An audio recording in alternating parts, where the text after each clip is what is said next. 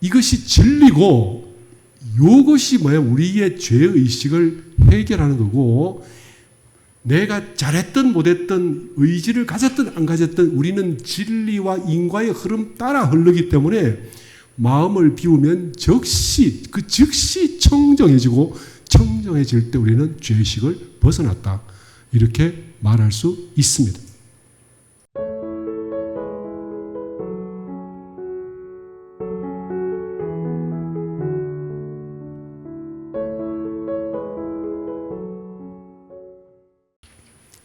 날씨가 조금씩 서늘해지는 것 같아요. 생각 같으면 화끈하게 그냥 한 방에 시원해지면 좋겠는데 조금씩 그래도 시원해져서 요새는 아침 선하는 시간이 참 좋습니다. 오늘 제목은 죄책감입니다. 죄책감. 어떤 교도님께서 일생의 죄책감이 있어서 고민하시는, 그래서 설교 한 번으로 그걸 들어드릴 수가 없겠지만 혹시나 싶어서 우리가 가지는 죄책감에 대해서 한번 파볼까 하는 생각을 했습니다.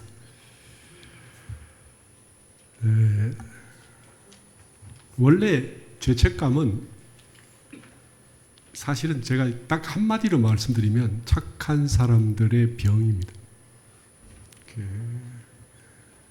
아니라고 하실 분이 계실지 모르겠지만 사실 착한 사람일수록 그 도덕성이 높고 강하고, 그리고 거기에서 어려움과 고통을 받습니다.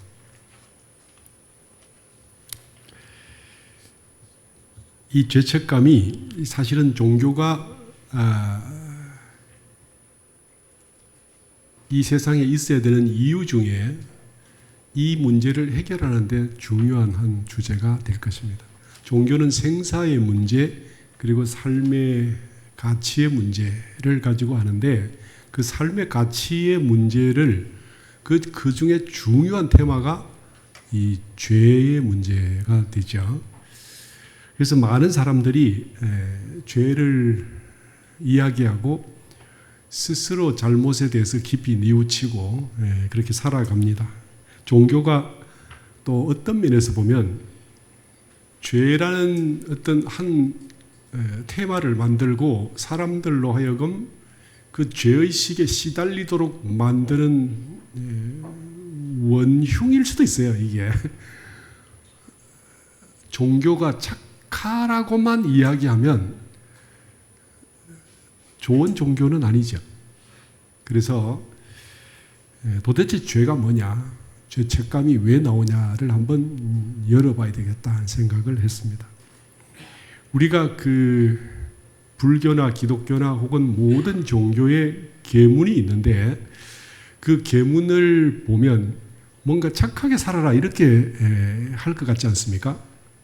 그런데 제가 그 학생 때 이 각 종교의 계문들을 대조하다가 종교의 계문이 착하게 살아라에 초점이 맞춰져 있지 않다는 것을 발견했어요. 그 기독교에서 예를 들면 살생을 하지 마라가 있습니까? 계문에 10계명이 있잖아요. 살생을 하지 마라. 혹시 기독교 다니시는 분들 계시죠? 살생을 하지 마라 들어보셨어요? 네, 없잖아요. 그러면 불교의 계문도 착하게 살아라에 초점이 맞춰져 있을까요? 사실 아닙니다. 기독교는 신앙을, 소위 하나님 신앙을 방해하는 모든 것들을 못하게 하는 데 초점이 맞춰져 있고, 불교의 불교 스님들의 250개, 비구니의 348개, 원불교 30개도, 우리 원불교도 마찬가지예요. 착하게 살아라가 아니죠. 한 입으로 두 말하지 마라, 두 사람이 함께 말하지 마라, 뭔가 착할 것 같잖아요. 그죠? 살도움을 저지르지 마라. 얼마나 착해요. 그런데 그 내용들이 어디에 초점이 맞춰지냐면 내 마음을 찾아가는 성품을 온전히 하고 흔들리지 않고 맑은 가운데 지혜를 기르고 그 다음에 덕을 길러가서 드디어 실력자가 되도록 하는데 초점이 맞춰져 있습니다. 궁금하시면 이 법회 마치시고 찬찬히 한번 살펴보시기 바랍니다. 그런데 이 종교가 제시한 이 많은 계문들이 대체로 보면 착하지요. 대체로 보면 착하니까 사람들은 착한 사람이 되기를 종교가 원한다라고 생각을 하게 됩니다. 그런데 특히 불교 수행자들에 있어서는 청정한 자기 본래 마음을 찾아가는 데 정확하게 집중이 되어 있습니다. 원불교는 그 불교의 청정한 마음이 아니라 이사병행으로 영육상전으로 이 정신세계와 물질세계를 이 물질생활, 정신생활을 고루 잘 하도록 초점이 맞춰져 있습니다. 그러니까 우리가 어디를 기준으로 해서 죄의식을 가지는가 하는 문제는 조금 이제 생각이 달라져야 되겠죠. 보통의 우리가 죄라 그러면 흔히 이렇게 사전 같은 사본 윤리 규범 같은데 뭔가 좀 이렇게 어긋나는 그리고 뭔가 허물이나 잘못 같은 게 있음. 그것에 의해서 우리가 죄라고 느끼게 되는데 이 죄에 대해서 예전에 제가 이제 그 세상에 살 때 법대를 다니면서 죄에 대해서 이 형법에 들어가면 죄를 반드시 다루잖아요. 그래서 죄를 이야기할 때는 국가가 정한 어떤 특정 행위를 하는 것을 죄라 그럽니다. 그래서 우리나라 헌법에는 우리나라 법의 원칙에는 죄형 법정주의, 죄에 대한 형벌은 법률로서 정한다. 그래서 법률에 없는 것은 그게 남들이 볼 때 아무리 비난할 만해도 그건 죄가 아니죠. 죄가 아니면 형벌을 집행할 수가 없는 거죠. 그래서 이게 국가가 말하는 법적인 죄는 그런데 우리가 느끼는 죄는 다르잖아요. 그 사실은 제게 이 문제를 이야기하셨던 우리 교도님께서 뭘 이야기하시냐면 내가 이렇게 사는 걸 우리 어머니를 생각하면 너무나 죄송하고 죄스러워요. 이 말씀을 하셨어요. 그러니까 우리가 저마다의 양심이라는 어떤 프로그램이 작동을 하는데 그 양심이 어떤 것을 기준으로 삼고 있냐. 소위 그 내 양심의 슈퍼바이저가 누구냐. 저마다 있으시죠. 그러니까 나의 죄의식은 우리 엄마가 아빠가 시키는 걸 안 한 데서부터 시작했어. 엄마가 너 이거 먹지 마 했는데 어떻게든지 먹고 싶어서 엄마 안 볼 때 사탕이나 아이스크림을 퍼먹었어. 그럼 이제 이게 엄마가 모르고 지나가도 죄의식이 있는 거죠. 그렇죠? 뭔지는 몰라. 그게 정말 죄인지 아닌지도 몰라. 그런데 엄마가 이거 하지 말랬잖아. 선생님이 이거 하지 말랬잖아요. 왜 이렇게? 그 나의 양심의 기본이 되고 근간이 되는 그 슈퍼바이저가 누구였나에 따라서 우리 죄의식이 많이 달라집니다. 원불교 와서 오래 사시다 보면 대체로 우리 30계문이 나의 어떤 죄의식의 기준이 되는가 아닌가 사실 이게 잘 안 되죠. 원불교 교도라고 하지만 원불교 와서 나는 죄의식의 모든 기준을 우리 30계문으로 완전히 전환시키셨습니까? 원불교의 30계문에서 그 많은 것은 안 하면 나는 마음이 편하고 30계문을 어겼을 때는 뭔가 조마조마해. 오직 기준이 나는 30계문이야. 그런 분 계세요? 좀 다르죠. 그 30계문하고 나의 죄책감의 기준이 좀 다르잖아요. 그럼 원불교 소위 수행법으로 나는 철저히 마음을 옮겨오질 못한 거죠. 그렇지 않습니까?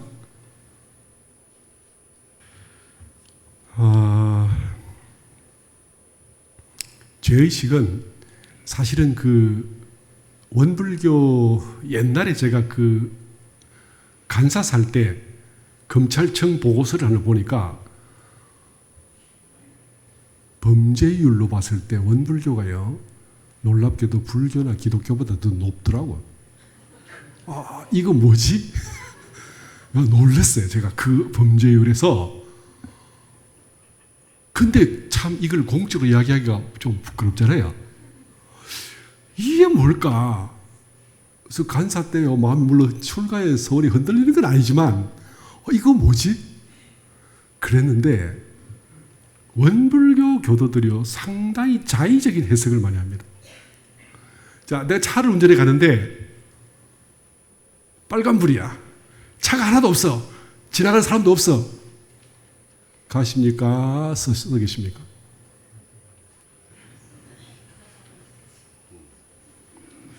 야, 이런 거 지킬 필요 없어. 그런 생각 하시나요? 그래도 법이니까 지켜야 돼. 그러십니까?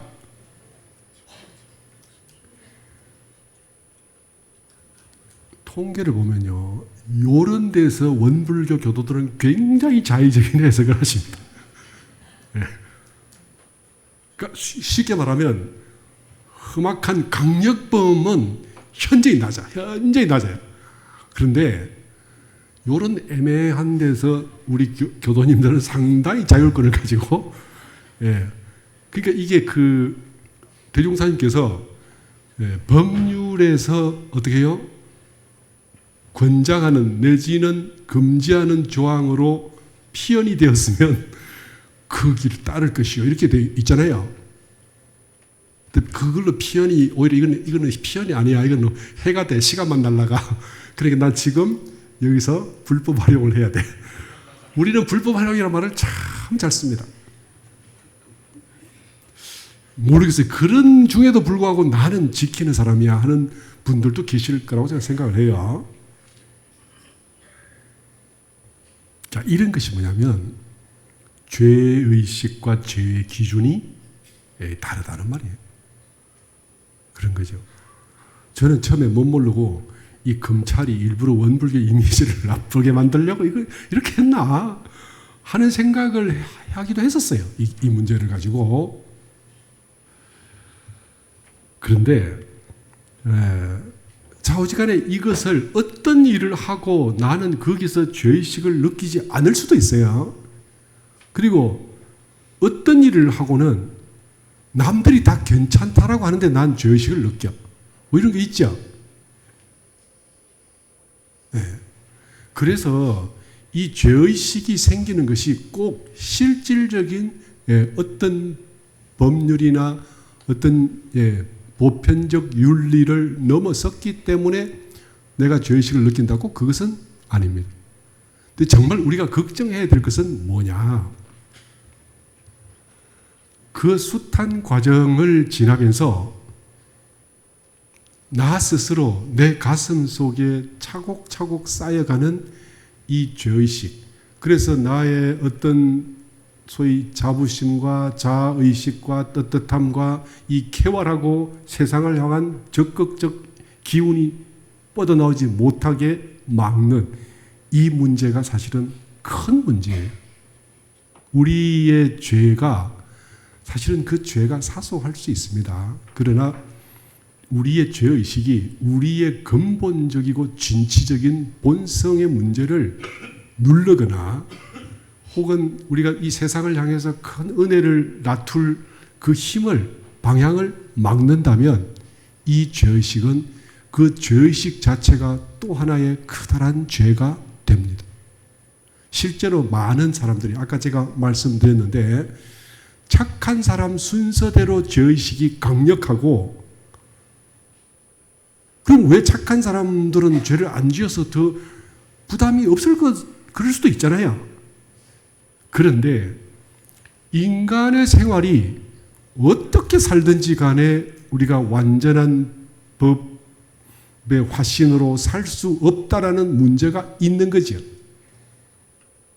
그죠? 이게 이유가 뭡니까? 우리는요, 순수 정신으로 사는 게 아니라 현실의 인과 속에서, 시비 속에서, 이해 속에서 살기 때문에 어쩔 수 없이 생길 수밖에 없는 오류가 있어요. 옛날에 미국의 어떤 영화에 보면 국회의원이 총기를 팔게 만들면 총기 회사가 부자가 되고, 총기를 규제를 하면 총으로 해서 피해보는 사람들이 혜택을 보게 된다. 어느 쪽으로 선택을 해도 반드시 혜택 보는 사람이 있다. 그러면 도덕성 없어도 됩니까? 어떤 사람이 농약을 많이 뿌리게 만들면 수확이 좋아서 사람들이 굶는 사람이 없고 크게 은혜를 받게 되고, 농약을 못 쓰게 만들면 환경 오염이 없어서 좋아진다. 어떻게 하실 거예요? 원자력 발전을 하면 이산화탄소가 없어져서 세상의 지구 온난화가 현저하게 줄어들어요. 그런데 화력 발전을 하면 방사능 문제에서 벗어날 수 있어요. 어떤 걸 하시겠어요? 인간이요, 사람의 머리로는 선택해서 완벽한 은혜로 갈 수가 절대로 없습니다. 그런데 우리는 의없게도 그 문제로 이래도 고통을 받고 저래도 고통을 받아요. 비가 오면 뭘 파는 사람이, 딸이 걱정이 되고, 비가 안 오면 또 뭘 파는 사람이 걱정이 되는 그 엄마처럼 어떻게 해야 돼요?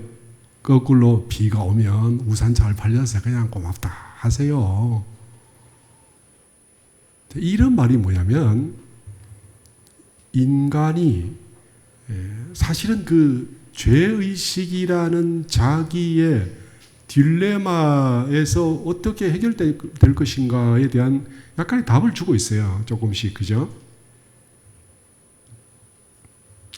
사람은요, 좌우지간에 이렇게 살아오면서 저마다 죄의식이 강력하게 차곡차곡 쌓여서, 그래서 이 문제를 스스로 못 이기기 때문에 자기 죄의식에서 벗어나고자 몸부림치는 게 있습니다. 그게 첫 번째 뭡니까? 대신 고를 받는 거예요. 그러니까 예를 들면 내가 죄를 지어서 나한테 때려. 그 한 대 맞고는 뭔가 나 죄의식에 좀 해방되는 것 같아요. 한번 생각해 보세요. 내가 뭘 잘못했는데 한 대 맞고 나면 죄에서 벗어나집니까? 너 옛날에는 무식하게 그 짓을 했어요. 권장 5대 맞았으니까 나 잘못 해결됐어. 많은 사람들이 기독교가 본래 그 뜻이 아님에도 불구하고 새벽 기도를 하고 나면 나 죄 사했어. 이제 또다시 죄를 지어. 또 새벽 기도를 하고 죄 사했어. 그런다고 기독교를 싫어하죠. 근데 원래 그 새벽 기도를 통해서 참회하게 만든 데는 다른 이유가 있는데, 잘못 활용이 되면 이런 방식으로 되면서 지속적인 참회 기도와 또다시 참회 기도하고 또다시 악을 하고 이렇게 될 수도 있잖아요.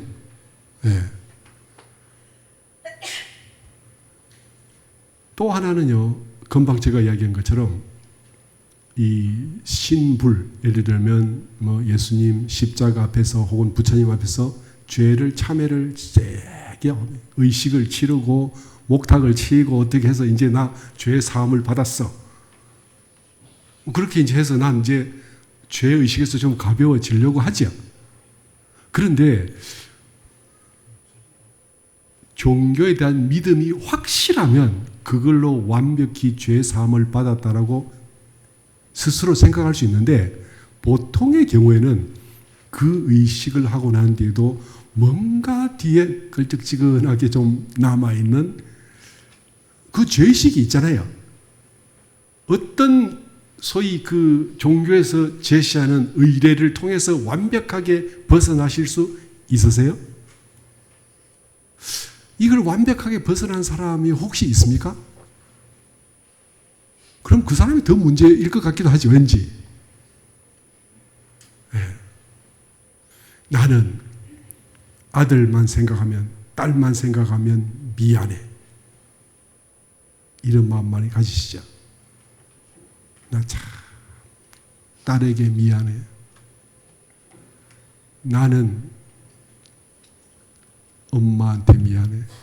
난 아버지한테 미안해. 혹은 난 내 남편에게, 아내에게 미안해. 없으세요? 나는 전혀 없어. 나 할 거 다 했거든. 이런 분 계세요? 네. 그래서 우리가 늘 참여를 합니다. 이 참여를 어디까지 해야 되냐? 죄의 뿌리가 뭐냐? 부처님은요, 무지라 그랬어요. 무지가 죄의 뿌리라고 그랬어요. 내가 제 아무리 참회를 아침부터 일 안 하고 지금부터 계속 참회만 해도 죄의식 사라지지 않아. 그리고 죄도 사라지지 않아요. 어떻게 합니까?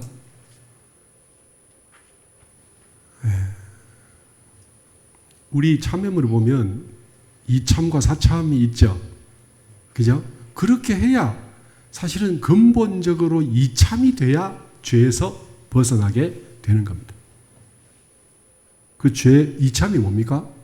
부처님께서 말씀하신 그대로 무지가 죄의 뿌리고 무지를 벗어나야 죄에서 벗어나는 건데 이것이 뭐냐? 바로 이참이에요. 이참.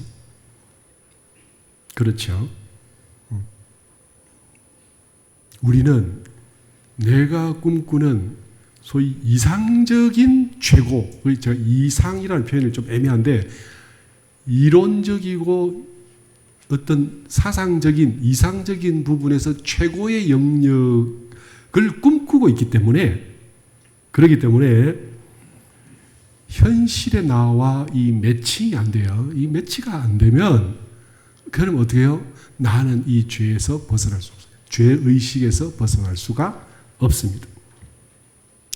죄의식이 많아지고 부담이 되면 이제 나는 자아에 상당히 문제가 되고 깊어지면 우리는 자아 분열로 갑니다. 생각의 분열로 가고 자아 분열이 정신병이죠. 네.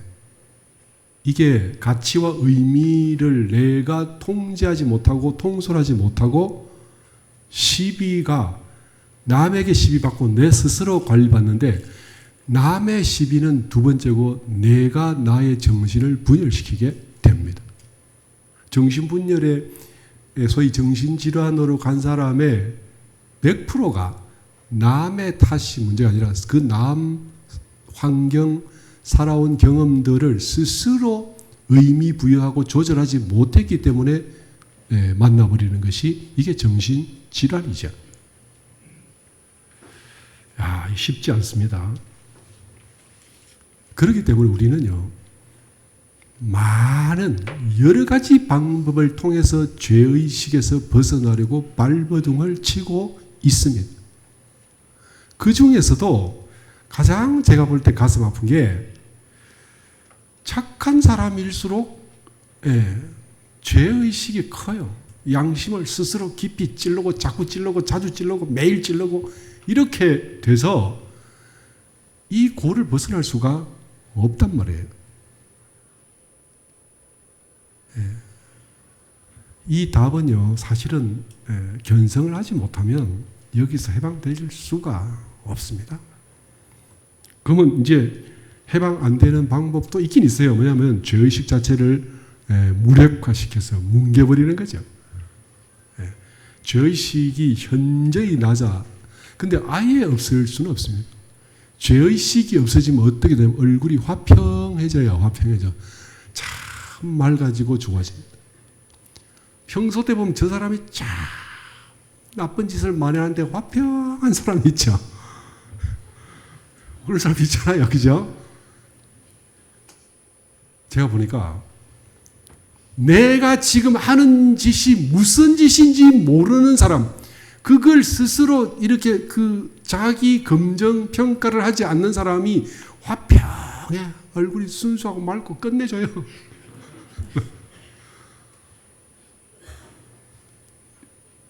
우치한 사람, 아주 어리석은 사람, 아니면 자기 돌아보는 메커니즘이 고장난 사람, 천진입니다. 얼굴이 천진이에요. 아프리카의 사막에 사자나 하이에나가 죄의식이 있을까요? 고양이를 참 좋아하시잖아요, 다들. 그죠? 고양이 얼마나 좋아하세요? 너무너무 좋잖아요, 그죠? 근데 그 고양이가 쥐 잡을 때 보셨어요? 고양이가 죄의식이 있으면 못 살아요. 죽죠. 화평하잖아요.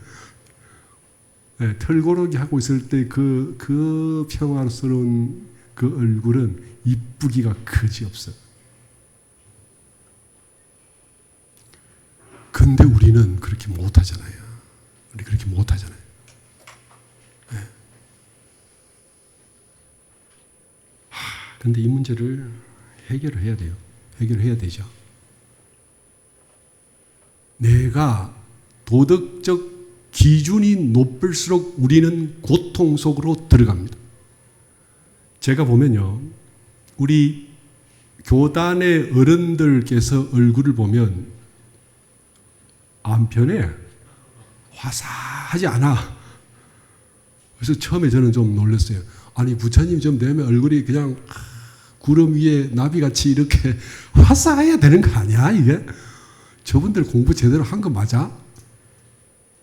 그 생각을 했던 적이 있어요, 제가. 그런데 이 어른들이 뭘 그렇냐면 대종사님께서 맡겨놓으신 교단을 못 키워서 죄송합니다.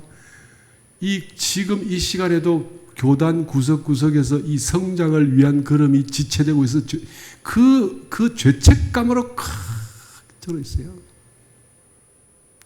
내가 이 회상에 일을 할 때 이 교단이 빨리 성장 못해서 대종사님 죄송합니다. 선지님들 죄송합니다. 이렇게 된단 말이에요. 그래서 제가 우리 좌산 종사님 이렇게 뵈면 얼굴이 안 밝아. 그죠? 안 밝아요. 예. 근데 제가 볼 때 그 어른이 잘못한 게 있을까?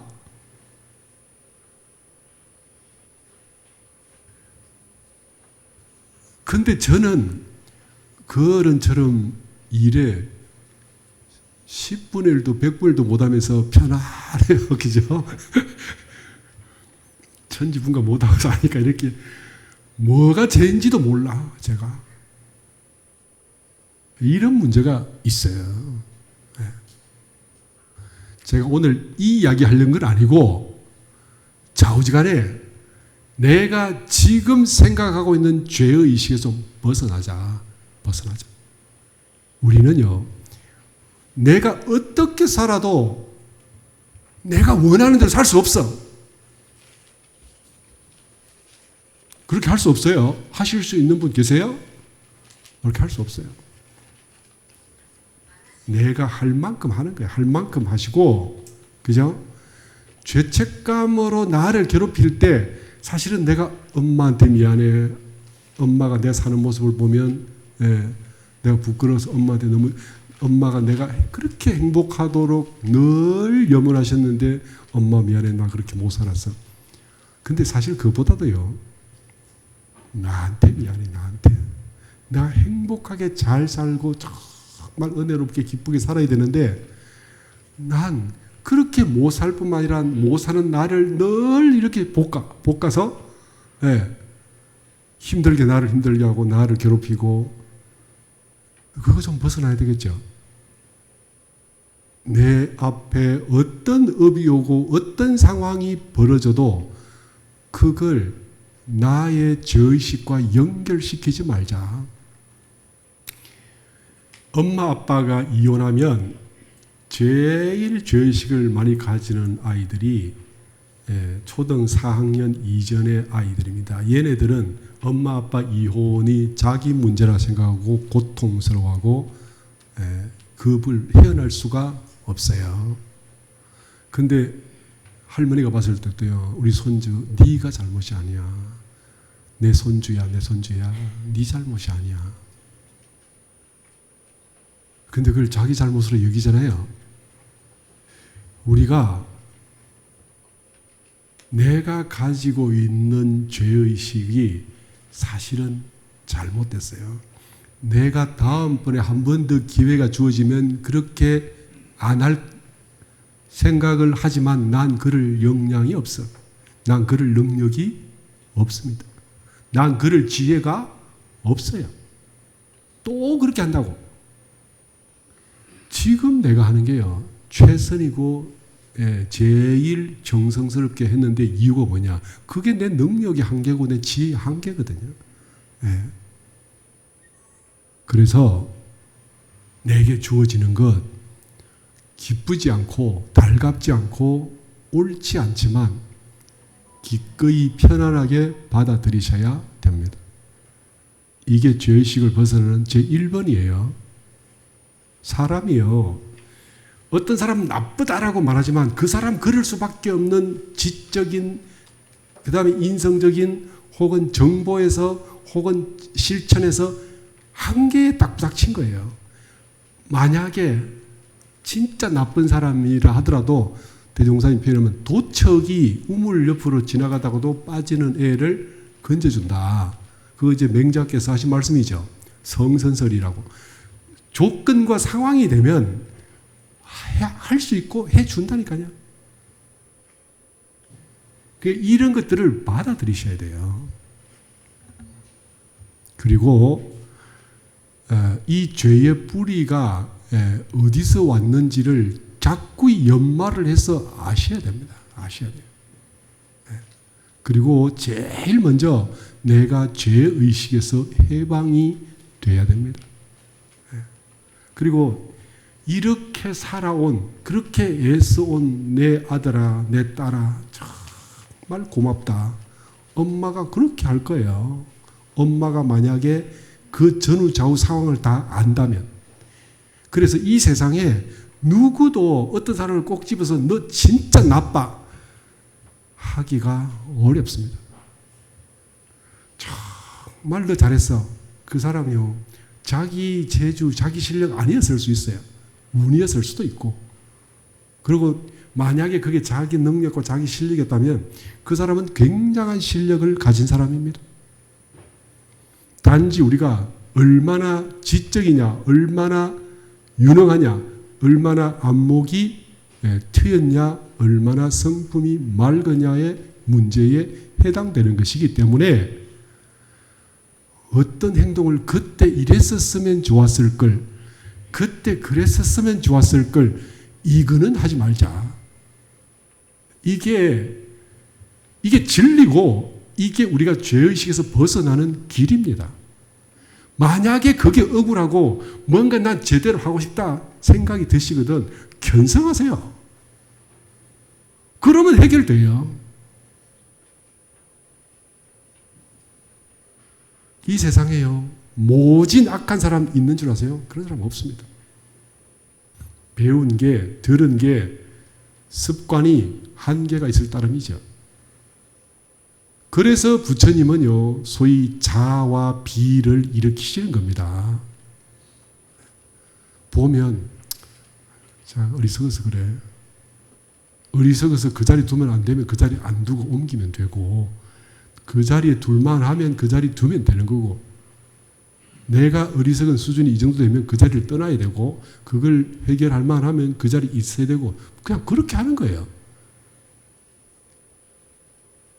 무지는 사람 개인에 대해서 어떻다라고 합니다.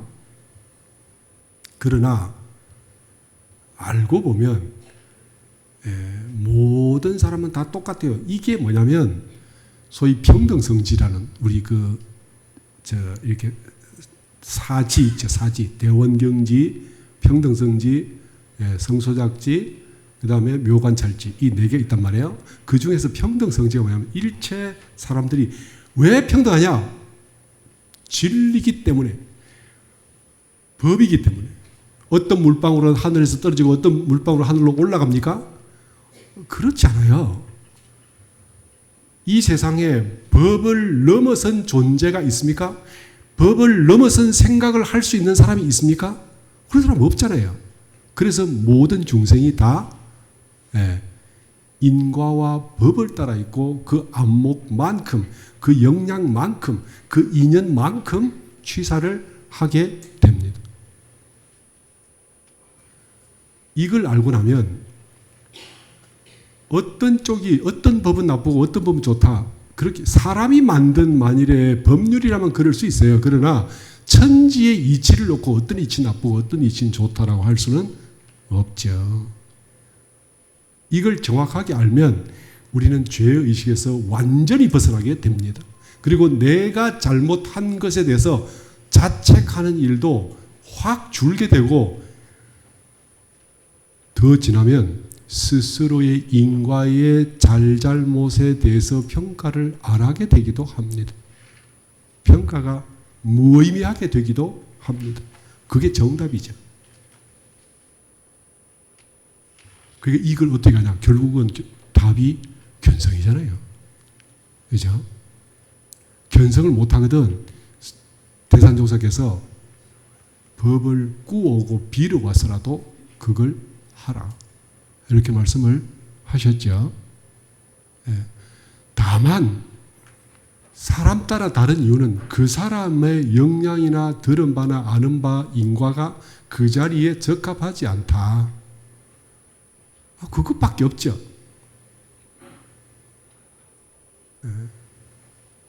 매화꽃은 매화나무에 열리는데 이게 오동나무에 열리질 않아. 그 이치잖아요. 그 자리에 적재적소에 옮겨놓고 관리하고 그것만이 있을 따름. 우리에게 앞으로 우리는 죄의식 같은 건 가질 필요가 없고 어떤 사람이 무슨 죄를 지었다면 자가 어리석구나. 이치를 모르구나. 역량이 없구나. 그래서 그 역량과 그 이치에 맞는 자리로 옮겨주면 돼요. 이것이 진리고 이것이 우리의 죄의식을 해결하는 거고 내가 잘했든 못했든 의지를 가졌든 안 가졌든 우리는 진리와 인과의 흐름 따라 흐르기 때문에 마음을 비우면 즉시 청정해지고 청정해질 때 우리는 죄의식을 벗어났다. 이렇게 말할 수 있습니다. 제 이야기가 이 짧은 시간에 확 이렇게 안 들어갈 수도 있어요. 그러나 이치는 이것이 틀림이 없다. 그래서 우리 교법에 지자본의가 있고 공부를 하고 수행을 하게 하지만 죄에 대해서 단지하고 죄를 어떻게 하라는 법은 없단 말이에요. 그렇죠? 불교는 있습니까? 죄 지은 놈을 어떻게 곤장 30대를 때리라 이런 법이 없잖아요. 무지를 다루고 업을 다루어서 진급이 되고 은혜를 만들도록 하는 것이 성자들의 법이고 이게 진리의 법이고 그런 거지 죄의식을 깊이 참여해서 그걸로 나를 학대하라 이런 거 없어요. 죄의식을 갖도록 하는 이유는 뭐냐면 그 죄를 빨리 벗어나서 지혜를 닦도록 하기 위한 거다. 그러니까 불교의 원불교 30계문도 불교의 250개도 전부 다 어떻게 해요? 지혜를 닦도록 그쪽으로 나아가게 하는 법들이다. 그래서 이때까지 가졌던 모든 죄의식은 나의 무지로부터 비롯했다는 것을 확실히 아시고 여기서부터 해방되시도록 혹시 모르면 도반들끼리 서로 이야기하셔서 넘어서 가실 수 있도록 그렇게 해주시기 바랍니다.